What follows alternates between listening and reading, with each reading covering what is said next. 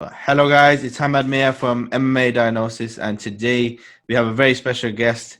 He's the former Desert FC Featherweight champion and former Brave CF Lightweight champion, and is now currently competing in LFA, the Pride of Palestine, Abdul Kareem Al-Selwady. How are you, my brother? I'm doing good, man. Doing good out here in the sunlight. How about yourself? Yeah, I'm doing good. I'm doing good, man. It's dark over here in England. Sunset now, so I think there's a 6 hour difference from Oh, okay. Dallas, Texas, and Birmingham, England. So.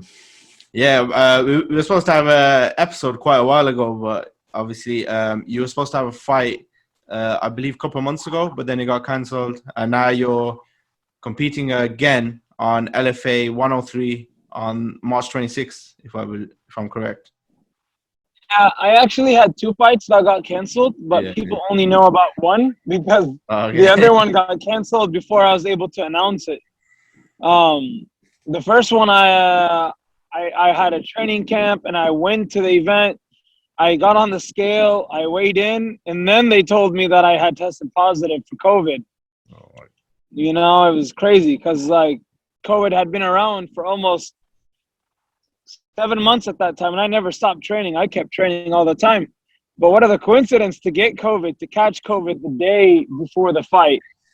I even left Dallas. I even left Dallas testing negative, but it was there, the testing there, when I tested positive. I don't know. I was really upset because I went on the airplane with this big mask, you know, like this big gas mask, and they didn't allow me to wear it. They're like, you're not allowed to wear this mask. You can only wear like the regular masks. I get on the plane, everyone has the mask on their chin.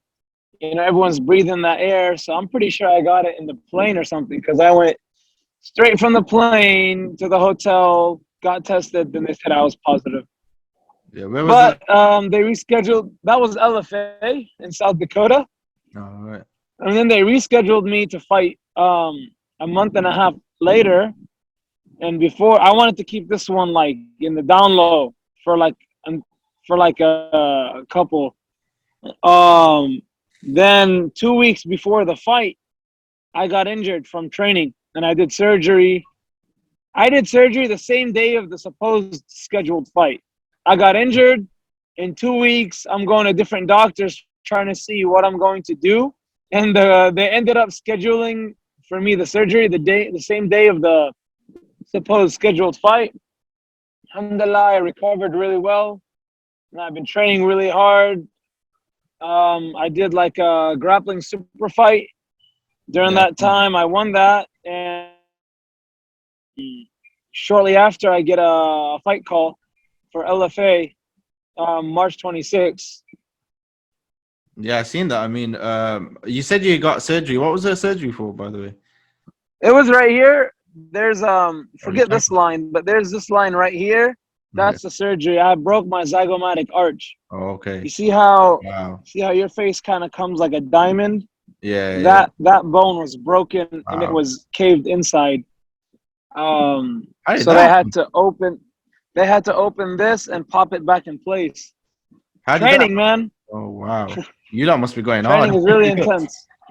Yeah, man. That's why for me, I love getting to the fight, man. The fight is the funnest part. Training camp for me is the tough part. You know? Yeah. So do you do hard sparring regular, or is it just for the camps? It wasn't really that hard sparring. It was just the right shot at the right time, you know. We usually spar with boxing gloves, but for that day we did MMA gloves. It was lighter sparring. But I don't know, man. I guess it was the knuckle that came right on the bone. I didn't even feel it. I kept going. I kept going. I sparred another 2, 3 rounds. And the only reason I know when I got hit is because I remember there was that was the only hit I could think of. There was a certain hit, a punch. I was like, yeah, it could be that. Because I went another 2 rounds after. Coach talked to us for like 10 minutes after training. I took a shower. And as I was leaving, I was looking at the mirror, you know, just doing my hair, whatever, ear. I look and I'm like, what is this? There's a hole in my head. You know, my Yeah. head is caved in. And then I just take the time to just relax and like open my mouth, and I started noticing that it hurts a little bit. You know, I guess from the adrenaline from training, you know, you're sweating a lot, adrenaline you don't really feel. But it was that looking at the mirror that made me realize there's a hole in my face. And I went, did an MRI, and it was a broken zygomatic arch. But alhamdulillah, the good news is that they did a surgery where they can just pop it back in place without needing a metal plate or anything. Yeah, I mean, yeah, you got quite lucky there. You know, it's nothing too serious. I mean, I see some crazy stuff in the sport, brain trauma, a lot of stuff. So your next fight, has the opponent been announced? Because I tried checking. I don't know if it's the same opponent or Yeah. It's been announced. It's Jake Sebastian. Oh, okay. 'Cause I checked, it doesn't. Nothing comes up. So LFA still hasn't. Like I posted. Only reason I posted is because the word got out really quick that I'm fighting. So then I posted. But LFA themselves haven't announced. But there was a MMA journalist, UFC News Alerts / Farah Hanoun. She announced the fight. So I was like, well, if she announced it, then I'm just gonna announce that I'm fighting. Yeah. But yeah, that's the opponent. His name is Jake Sebastian.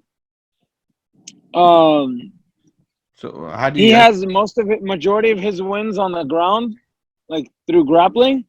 Right. But you know, You've been prepping after for a that. certain level of fighting, like I don't really put in my head that I'm gonna take this fight to the ground or I'm gonna keep it standing. You know, I train for everything, I get ready in the best way that I possibly can, and then I just go to the fight and I want to have fun. You know, I want to enjoy it. I don't want to overthink it. I don't want to think that I have to take this guy down. I don't want to think that I have to defend his takedowns and strike. I want to go wherever this fight goes, because I notice that's when I do my best, when I'm actually having fun. You know, not when I'm overthinking things. And I know that through training as well. When I go to training and I have in my head that, you know, let's fight. You know, let's fight because that's what I love to do, and that's when I do really good. But when I pressure myself, like, no, you have to do this. No, you have to do that. Oh, this. Oh, get up, get down, take him down, rush this. Oh, you got punched. No, I don't like that. It makes me not enjoy fighting so much. And I'm the type of person that likes to do things because I like to do it. I don't like to force myself to do anything, you know? Yeah, I mean, yeah, that's the main thing, right? You don't want to be putting so much pressure and then you get in there and then it's just, you know, a lot of fighters, they get adrenaline dump, they get a lot of things happening in the fight. Too much mental, like most of fight games mental. And then I was looking at your career, and what I find weird is you're obviously American, you're from America, but a lot of your career is in the Middle East. Like, Yeah, I mean, yeah, like, I was born and raised here, but you know, I'm originally Palestinian, I'm Middle Eastern, and I'm proud of my origins. And that's where I have a bigger name. You know, I fought majority of my fights there. My people are very proud of me. So the organizations over there, they like to have me fight there because I could bring in a crowd. Even this month, contacted. I mean, last month I was contacted by two organizations, big organizations in the Middle East, for me to fight this month for March. But after what happened to me this last year with COVID and stuff, I really think it's hard to travel across the world during these times for a fight that you never know what could happen last minute. He gets COVID, you get COVID, your corner, fight gets canceled. And I love fighting in the Middle East, you know, so I'm willing to do it for something like really, really big. But for now, I want to fight as close to home as possible, you know, and LFA is going to be, they have an event 3 hours from where I live, which is not far at all. You know, they fight all over the States. So to have them right here, like come close, I mean, I don't even want to fly. I'm just going to drive there. So I'm really excited for that, inshallah, to go through. yeah, inshallah, it sounds really good because obviously no travel headache. You just try there, you're ready. Because obviously you're cutting weight as well, and then you gotta fly out, things like that. That's all the window now. You can just travel with COVID and wearing the mask and a lot of other things. It's a big headache traveling now. I think you made a good career move. Like you made your name in the Middle East, kind of like you became a champion in 2 different promotions within the Middle East, and now you're taking over America now. So LFA. I mean, how do you see the lightweight division in LFA? Then how do you feel like you match up? Honestly, I haven't really looked at the LFA fighters per se, like me, to do my research, but I've been here for a long time, and my teammates fight at LFA a lot, and I see my level is better than a lot of LFA fighters. Like, you know, um, I don't, I like to focus on what I have in front of me. You know, I see myself fighting in the world's biggest promotions, and that's where my level is. And that's the type of people that I spar with and I compete with and I do very good against. So that's where I see myself, you know. Now, when will I get there? Honestly, right now, that's not even my focus. My focus is only to train really hard for this fight and to win this fight, because I feel like I lost focus at some point when I was just focused on that task of getting to the UFC. So right now, my only focus right now is to win what's in front of me, and whatever happens after that, you know, I believe inshallah is my destiny. So really, that's what I'm doing right now. Just focus on March 26th. Yeah, I mean, LFA is the perfect organization if you want to get in the UFC. It's kind of like a feeder league for the UFC. So you dominate there, and then you're right in. And it must be like not frustrating, but it must be like you're seeing a lot of your teammates and people that you train with on regular. A lot of UFC guys are in your gym, Fortis MMA, and like Ryan Spann, we got Diego Ferreira, we got Jeff Neal, and many other guys. How is it training? Like, you must know your level now, right? Training with so many of these guys. I mean, I think 2 of your teammates just fought recently, Matt Schnell and I can't remember the other name now, the top of my head. But Kennedy. Kennedy. I can't pronounce his second name. Kennedy Nizuchuku. Yeah. So Kennedy Nizuchuku. He had a great fight. It was a war. Got the knockout. How is it seeing like your teammates winning in the UFC, and obviously that's your aim? I mean, honestly, at some point, all of those UFC fighters you just talked about were not in the UFC, and we were all just hungry team. I got a little hiccup on the way. I had a speed bump, you know. So all of these guys you just said, you know, they're my teammates. We all started with Fortis with 0 UFC fighters, okay, and then we built that very quick all together. Now, am I mad? I have no reason or any right to be mad, because this is my destiny. This is what God has written for me. My only thing to do right now is to just keep training, but it does make me more confident. It does make me more happy. The more I see my teammates win these fights in the UFC, and then when I spar with them and train with them and I see my level with theirs, you know, we keep getting better together. You know, they're in the UFC. I was fighting in promotions outside of the UFC. And especially more in the beginning, I wanted to fight outside of the UFC. I was really loving the Middle Eastern hype. I beat some really tough ex-UFC guys, while my teammates, their only concern was to get in the UFC and win the fights at LFA. Mine was to win the world championship for Brave. And I've done that, you know. So we were all getting better together. We were dominating in our own organizations. But now I'm like, you know what? Let's go. Time to go worldwide in the UFC, inshallah. And I would love, and the big motivation for that is UFC coming to Abu Dhabi a lot. So it's like now I get to fight for the UFC and in the Middle East in front of my people. And that's really motivating for me. So I do feel really confident with my skills and my training to see my teammates win these fights the way they do.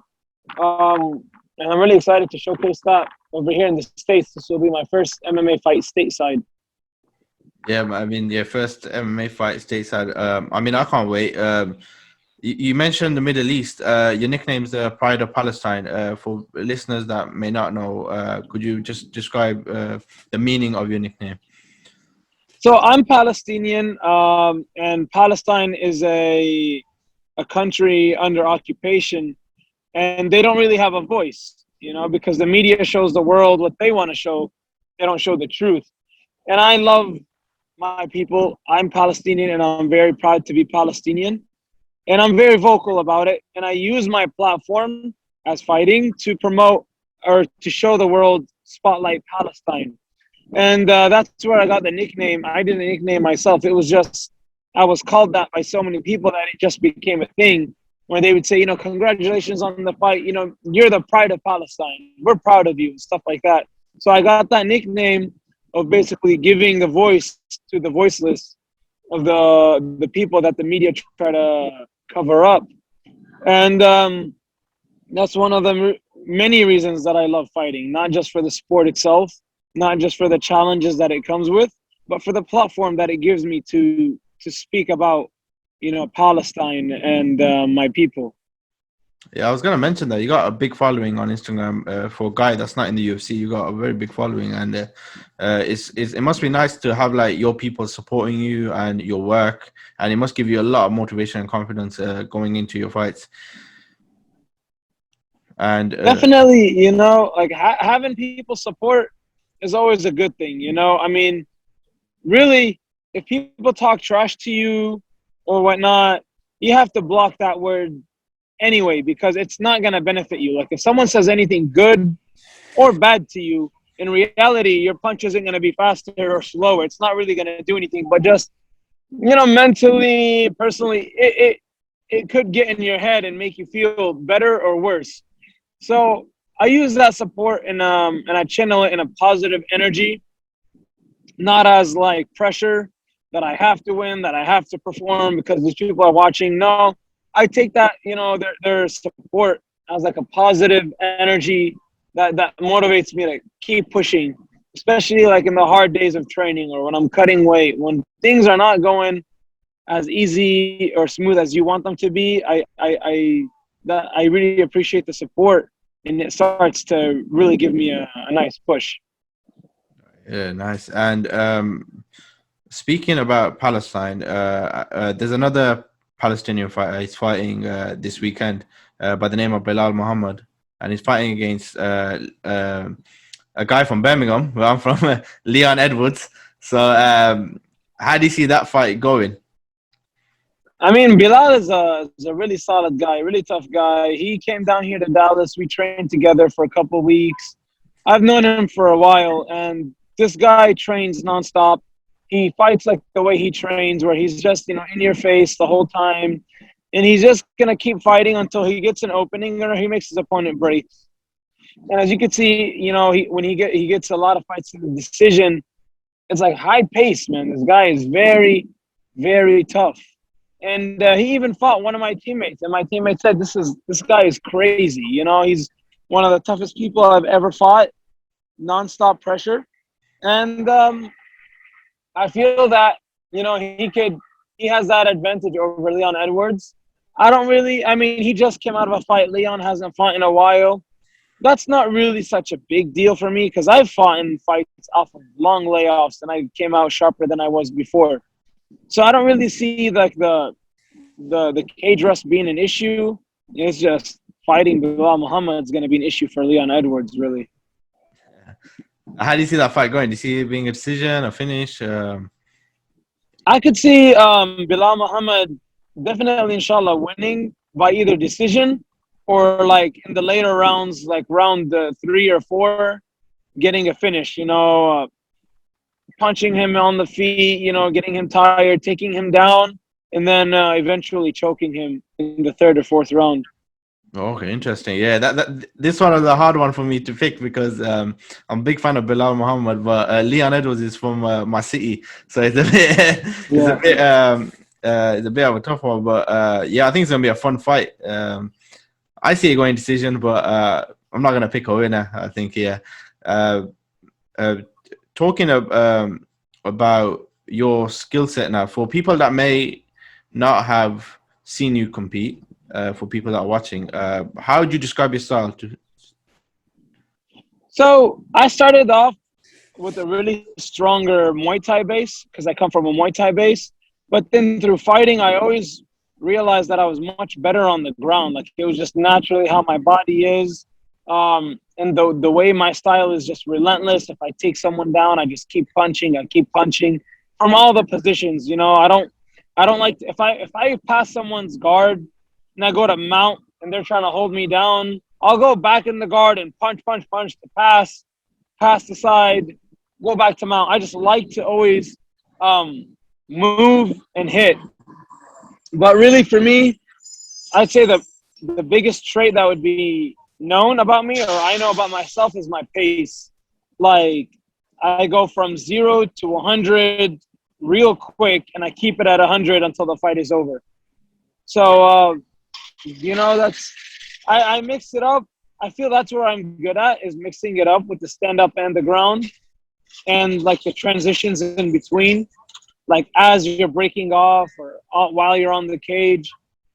I feel that's what I'm good at. I'm good at pressure. If it's on the stand-up or the ground, I like keeping high pressure. You know, even if I'm getting hit or I move hits, I avoid hits, I'm still keeping that pressure. So that's something I'd like to see, because I haven't fought in a long time, maybe like a year and 3 months ever since COVID hit. So I've been working on a lot of different things, and I'd like to see them play out. I'd like to see my hard work in action this March.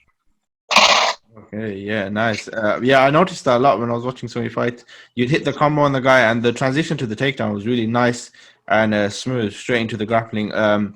Like you said, you've had quite a bit of a layoff with the fighting in MMA, but you've been keeping yourself active with the grappling. How has that experience been, just training in the kind of competing in the grappling?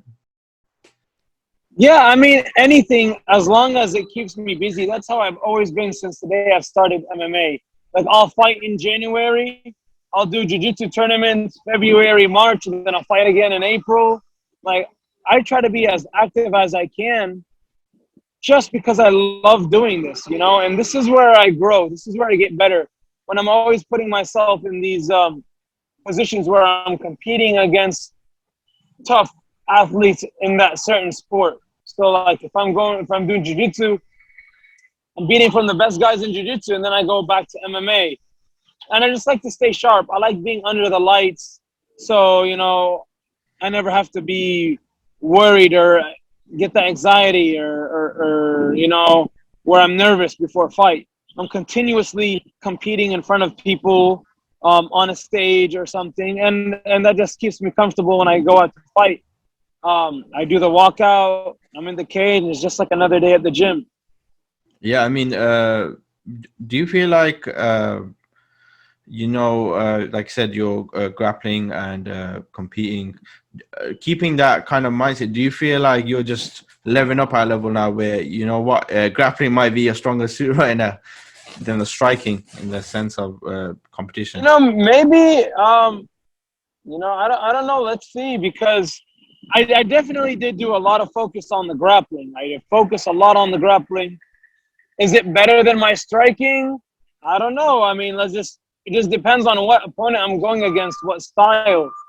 Because MMA is very weird, man. You can beat a certain someone, that someone beats someone else, but you can't beat the other guy. It's, you know, MMA is all about styles.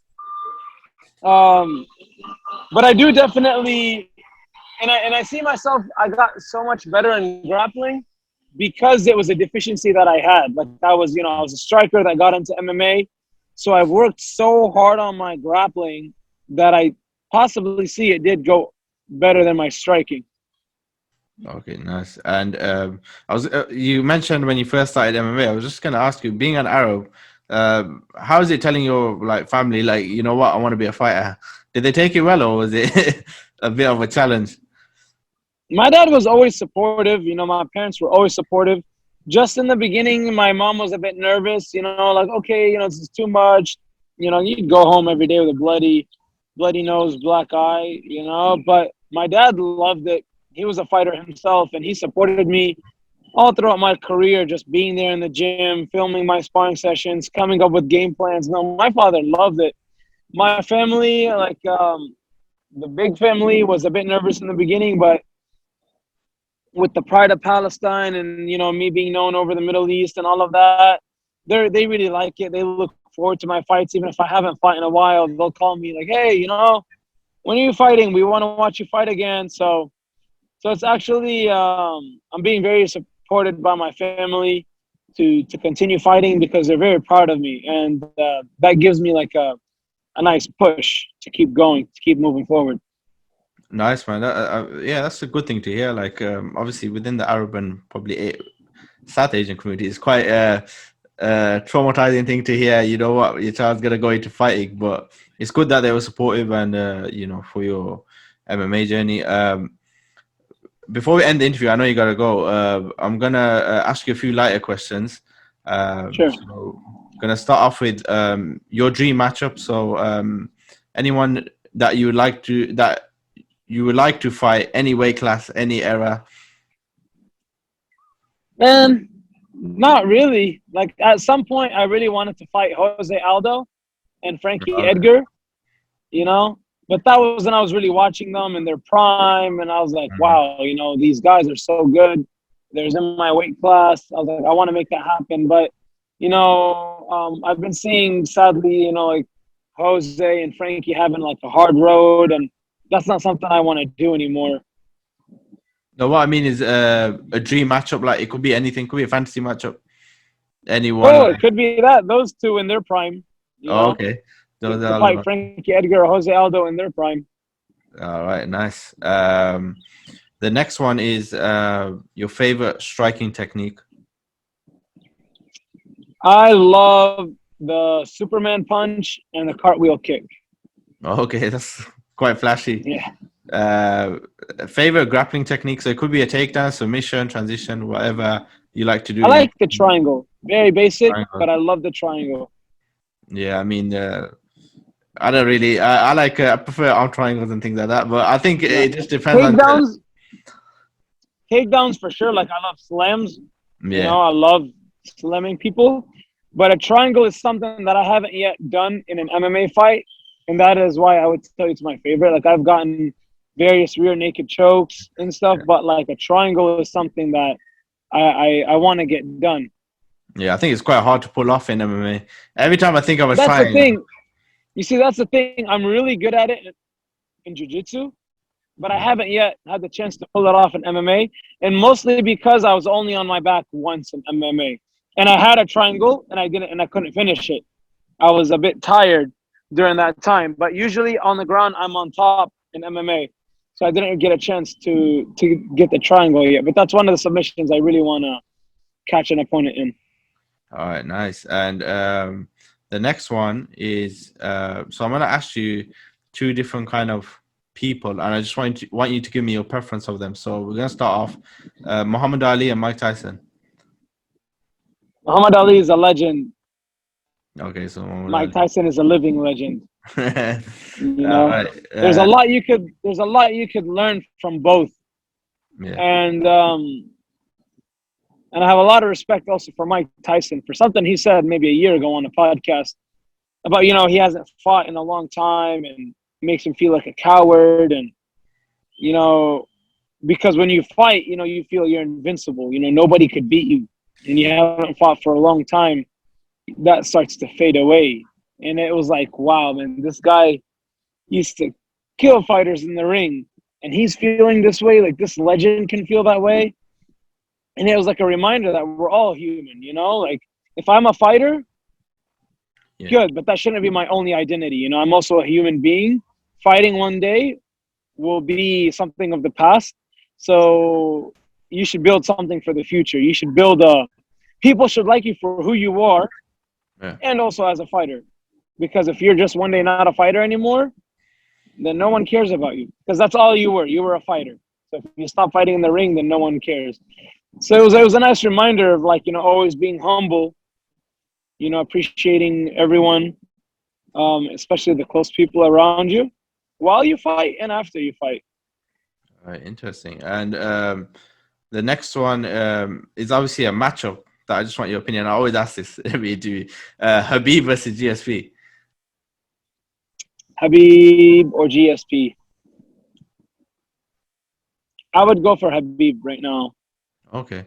I would go for Habib. Habib is more explosive. He's really in his prime right now.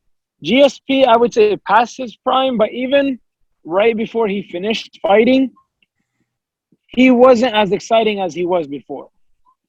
You know, he was, you know, and I don't blame him. Don't think I'm blaming him. You know, he was a champion for so long, and he always just in the end, he just wanted to win the fight. So some of them were in a very boring way where he'll just take people down and lay.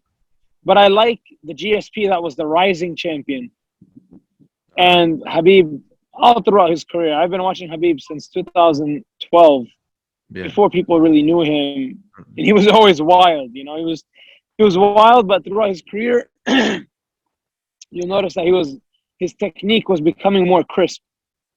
Yeah. I mean, his fight against Kamal Shahruz just woke me up because I watched Kamal Shahruz in WEC and he's a very good wrestler, Iranian wrestler. And then Habib just took him down and started being on him in his debut, I believe, in the UFC. So, yeah, when you watch things like that and then you see the way he's come up. I mean, the only issue was he got injured and he had a bit of laid off. Otherwise, I believe he would have been a champion a couple of years earlier.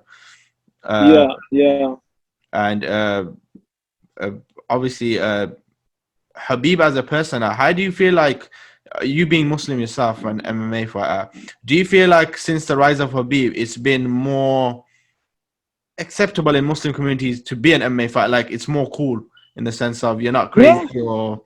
Yeah, for sure. Definitely people before like, oh, you do MMA, oh, you fight in the cage, oh, this, oh, that. Now it's more like, oh, yeah, nice, like Habib, like, right, like you fight like Habib, like that type of fight. And like, yeah, so it's like people is more acceptable to people. And it's nice that it's you know, I always did the sajda after winning the fights. I always made dua before and after the fight, but Habib doing it in the UFC, and that also was good for Muslims as well, you know, in the MMA world. Yeah, I mean, when he started coming up, there wasn't many Muslim fighters, I'd say, and not many were very vocal about their religion in a sense. So it was nice to see that and seeing more fighters like yourself and Belal Muhammad and many more guys coming in now into the big stage. And it's just honestly, like, for me as well, especially. So when I first started watching MMA, there was like one guy that I heard with like a Muslim name. His name was Mustafa Al-Turk. I don't know if you heard of it. He's from the UK. He was like 2008. This was, and that was the only name, Arab kind of name I heard in the UFC. So from there till now, there's like loads of different names coming out, whether it be Arab, Pakistani, etc. So it's nice to see that now, especially like from back then till now. For sure. Before we end it, just one more thing. Obviously, you're fighting March 26th. It's near your birthday time. So what are we going to do for your birthday? Because I know you're in April as well, April the 10th. I think we're around the same age. I'm looking at your birthday. Yeah, I realized. I was like, oh, is it April 10th? I'm April 14th, 95. Oh, nice. I'm April 14th, 95. And, okay. Yeah. So we're around the same age. Having that winning, are you going to do anything special for your birthday, or is it just going to be like... I mean, I don't ever really recall doing anything special for my birthday. I go training, but usually the training is like a bit more special. Like I do something because it's my birthday. I do something like crazy. Like, okay, I want to run. I'm going to be 26 years old. I want to run 26 miles today because I've never ran 26 miles and it's my birthday and I want the number to be 26. Something like that. But, you know, it's not, I mean, if my birthday was 2 days after the fight, then yeah, you could say something. But it's like 2 weeks after, like, you know, I mean, it's going to be right before Ramadan either, so I'm not even thinking like this. Yeah. When I tell you all I can think about is this fight, that's all I can think about right now. My birthday is 10 days or 2 weeks after. I'll get to that when I get to that, you know. I'll have plenty of time to figure out what I want to do. I mean, Firaz Zahabi on his birthday tries to make the same weight every year. I think that's his tradition. It's crazy. Yeah, no, he can keep that tradition for himself. You know? I'm not. I'm not gonna cut weight if I don't have to. I mean, he's Yeah, not fighting, so he yeah, can cut yeah, weight true. every year if he wants to. But I'm already cutting weight, Yeah. and I'm not enjoying it. You know, so I don't feel like I want to do it again for no reason. Talking about Ramadan, how do you do training in Ramadan? Because I heard Belal Muhammad does something like crazy where he's training like he's on a camp in Ramadan. Yeah, I train like my morning session that I would usually do. I do it in the middle of the night, and my evening session stays the same. So my evening After training is Taraweeh. usually from like 7 p.m. to like Okay. 9 p.m. And I'll have like a 2 minute break. I'll go quickly drink water, have a date during my training, and then I'll go home. And then, after praying, I'll have my actual meal like 2 hours after iftar time. Oh, yeah, wow. But I'll have like dates and my electrolytes during that time, and then I'll start training like at 3 a.m. my hard training again, which is usually my morning strength and conditioning. I'll do that at 3 a.m. So But right it before. doesn't sound like, don't make it sound freaky like, oh, so you sleep 2 hours and you wake up in the middle of the night. No, No, no, no. I change my whole life around Yeah, yeah. Ramadan and training for Ramadan. So Kind of I'll doing a night sleep shift. after I pray Fajr. I'll sleep after I pray Fajr, and I'll wake up at Dhuhr, and I'll be Okay. awake until Fajr again. So you kind of do like a night shift, don't it? Yeah, that's all of Yeah, us. yeah, yeah. Like I sleep at 6 a.m. I sleep at Yeah, 6 a.m. and I wake up at 1 p.m. yeah, yeah. Or I sleep at 5, wake up at 1, depending on what Fajr and Dhuhr is. But yeah, I still get my hours of sleep. I wake up, maybe train some clients or get whatever errands need to be done. And then train, have iftar, pray, train some more. Okay, interesting. Yeah, man. Yeah, I find that very interesting. Because obviously Ramadan, like a lot of Muslim fighters, it's just like they just take a break in that month. But I guess your Yeah. training is still really hard, man. Honestly, being ready. I'll just like to before we end it, just to ask you for your prediction for your fight. How do you see your fight going? How do you see a finish decision? I could see either a first round knockout or possibly end of the first round or in the second round submission All right, or nice. TKO on the ground. Okay. Either a choke in the end of the first or in the second, or TKO on the ground. All right, nice. You heard it, Yeah. people. The Pride of Palestine, Abdul Kareem Al-Selwady. I'd like to thank you for, coming onto our show. I mean, we've been doing it for the last couple of years now. It's an honor to have you on, man. Like big guys like yourself on this show. So, I hope to see you, do big things now, and then hopefully next time I interview you in the UFC. So, Inshallah, man. inshallah, man. Inshallah. Anyone Will you'd do. like to give a shout out to, and where can people find you on social media? Yeah. Well, shout out to everyone watching this. Thank you for watching. Follow me on Instagram, Selwady MMA.